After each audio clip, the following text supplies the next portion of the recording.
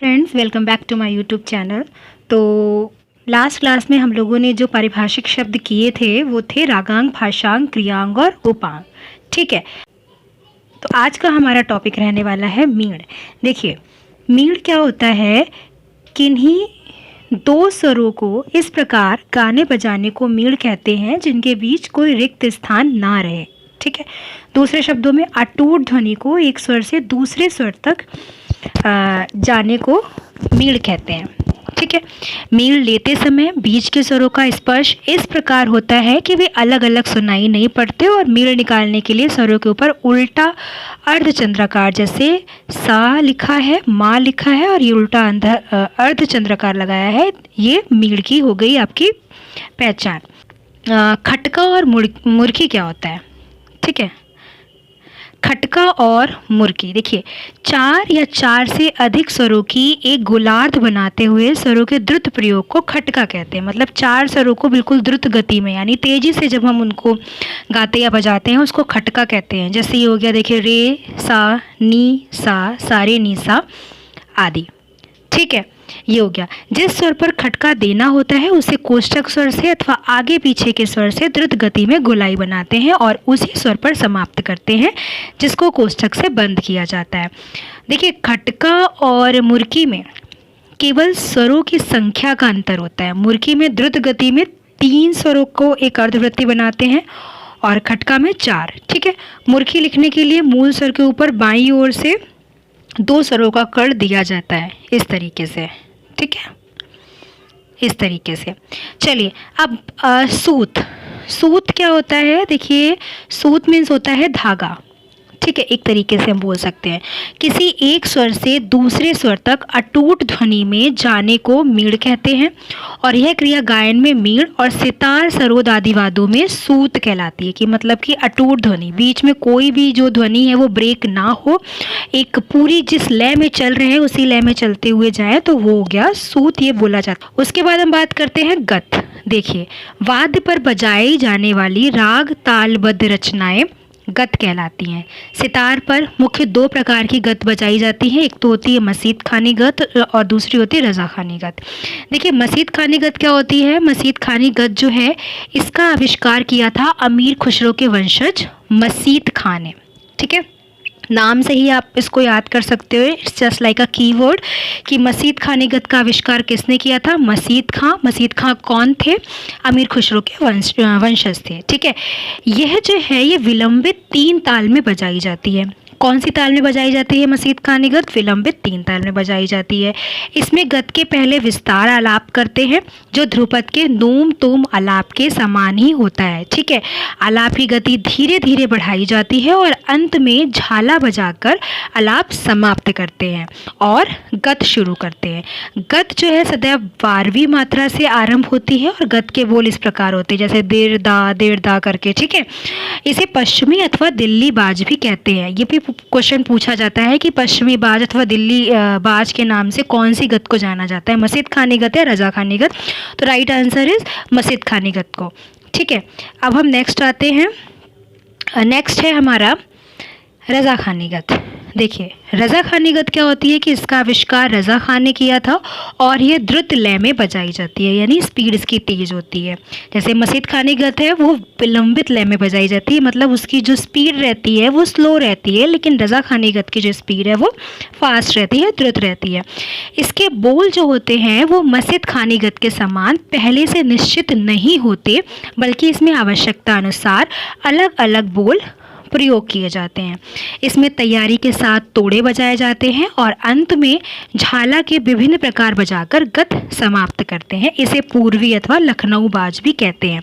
किसे पूर्वी अथवा लखनऊ बाज के नाम से जाना जाता है? तो वो है आपकी रजा खानी गत। उसके बाद देखिए, जोड़ क्या होता है? एक शब्द आता है जोड़।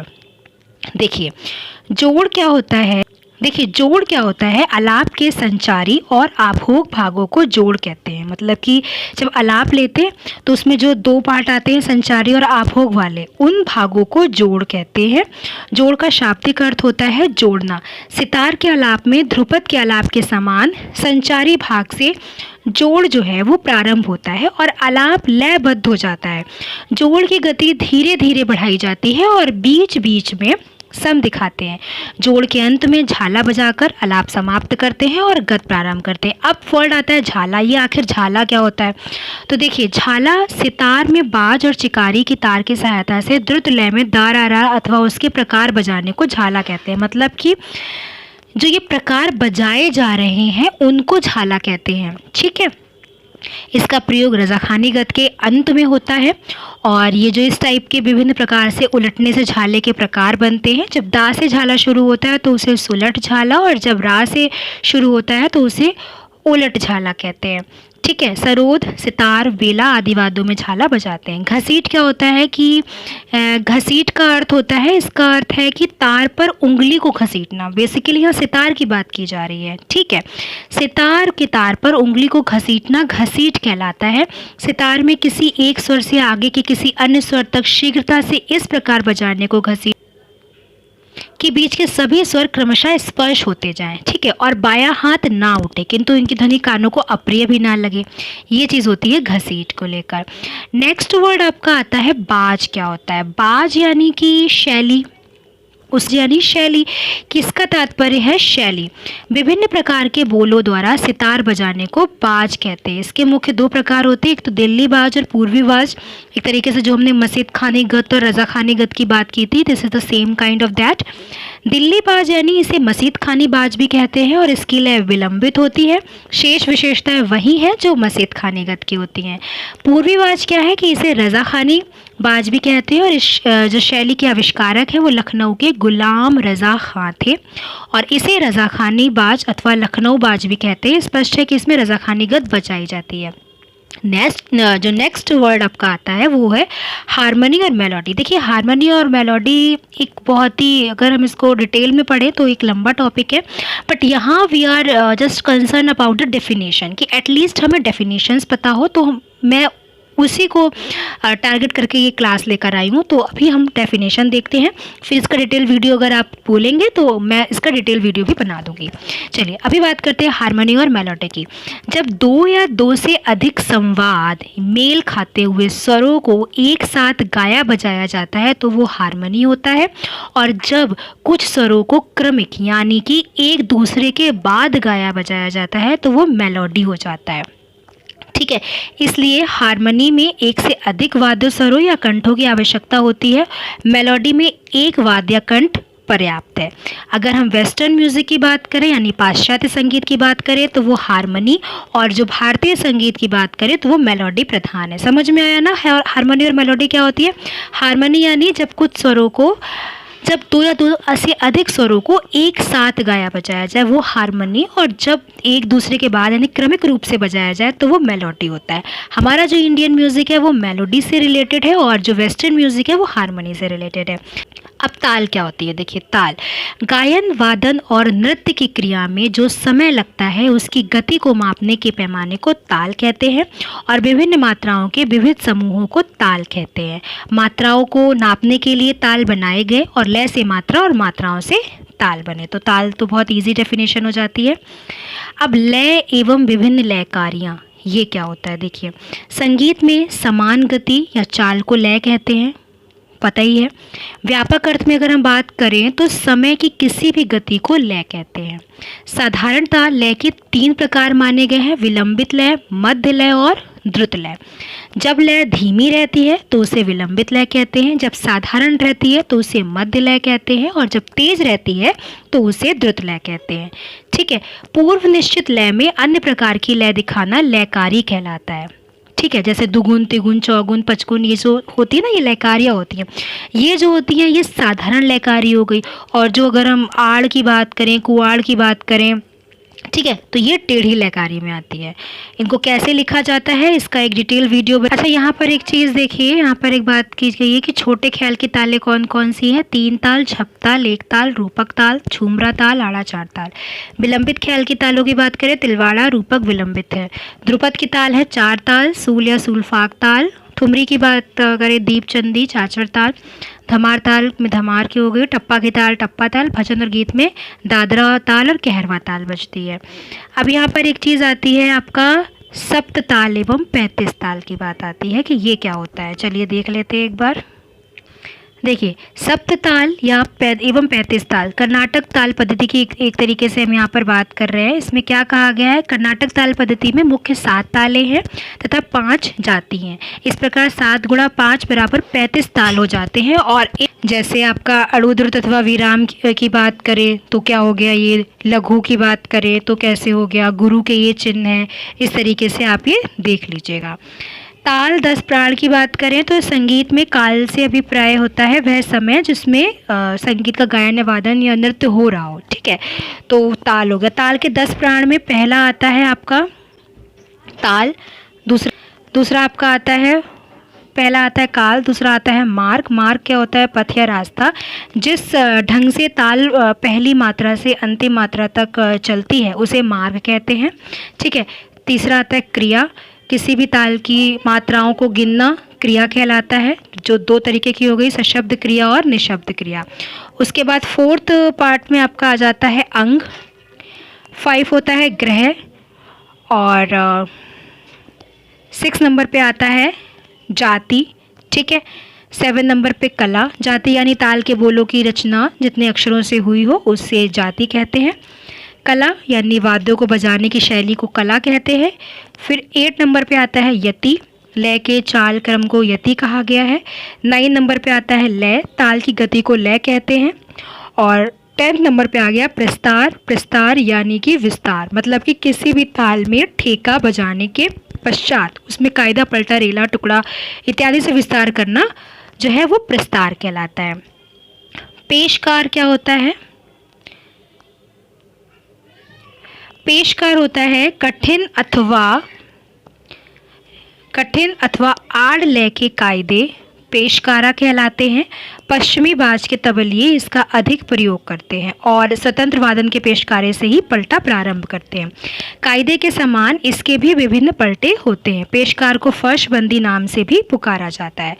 उठान क्या होता है, देखिए उठान खुले और जोरदार बोलों का वह समूह जो नृत्य तथा तबला सोलो के प्रारंभ में बजाया जाता है, उठान कहलाता है। पूर्वी बाज के तबलिये उठान से ही तबला सोलो शुरू करते हैं। ये सारे तबले के वर्ड हैं। नेक्स्ट आता है गत। अभी हमने वो मस्जिद खानी गत और रजा खानी गत की बात की थी, वो हमारी बेसिकली सिंगिंग में और सितार में यूज़ होती है।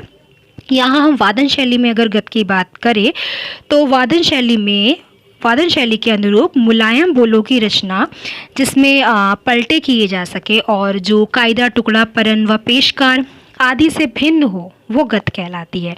ये अधिकतर तिहाई रहित होती है। व्यापक अर्थ में लय की गति दिखलाते हुए छंदों को गत कहते हैं। ठीक है, जो चाहे कितनी भी आवृत्तियों की या लयों की हो सकती है। गतों को हम 2 भागों में बांट सकते हैं, शुद्ध गत और मिश्र गत।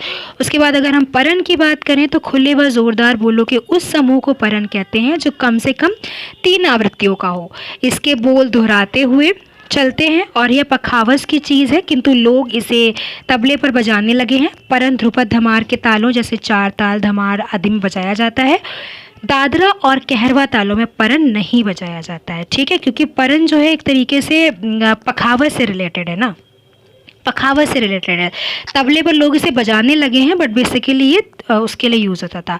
ठेका क्या होता है, बेसिकली प्रत्येक ताल के कुछ निश्चित बोल होते हैं जिसे ठेका कहते हैं। 3 ताल का जैसे धा दिन दिन दा, था दिन दिन दा, धा दिन दिन दा, ता दिन दिन दा। ठीक है, नेक्स्ट आता है मात्रा क्या होती है, संगीत में समय नापने के लिए।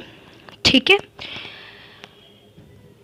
जो समय नापने के लिए मात्रा बनाई गई है, 2 तालियों के बीच का समय मात्रा 1 मात्रा कहलाता है। विभाग यानी सुविधा के लिए प्रत्येक ताल अथवा तालबद्ध रचना को कुछ छोटे विभागों में विभाजित कर दिया गया जिन्हें विभाग कहते हैं।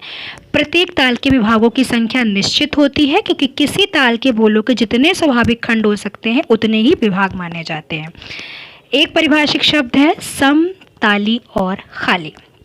देखिए, प्रथम मात्रा पर पड़ने वाली ताली को सम कहते हैं। इस स्थान से ताल का ठेका प्रारंभ होता है। सम के अतिरिक्त अन्य विभागों की प्रथम मात्रा जहां हाथ से आघात द्वारा ध्वनि उत्पन्न करते हैं उसे ताली अथवा भरी कहते हैं। और इसके अतिरिक्त विभाग की प्रथम मात्रा पर जहां ध्वनि ना करके केवल हाथ हिला दिया जाए उसे खाली कहते हैं। कायदा वर्णों के उस नियमबद्ध समूह को कायदा कहते हैं जिसका विस्तार अधिक से अधिक संभव हो, मतलब कि हम उसको एक्सप्लेन कर सकें। ठीक है। कायदे के बोलों को लेकर इस प्रकार विस्तार करते हैं कि कायदे की रूपरेखा बनी रहे। कायदा एक अथवा एक से अधिक आवृत्तियों का होता है। कायदा 3 ताल, छप ताल, 1 ताल, रूपक आदि ख्याल के तालों में बजाया जाता है और प्रत्येक कायदे के 2 हिस्से होते हैं। तो ये तो रही कुछ क्विक डेफिनेशंस, क्योंकि ये जो आपका टाइम है ना, ये रिवीजन का टाइम है एक तरीके से। जो लोग नेट का एग्ज़ाम देने जा रहे हैं, जिनका 13 से 15 और 20 के बीच में एग्ज़ाम है, अभी जून 2023 का, तो उनके लिए तो एक तरीके से रिवीजन का टाइम है। तो इसलिए this is a quick revision. I just hope कि ये वीडियो आपके लिए हेल्पफुल होगा। आज की क्लास में इतना ही। Bye bye.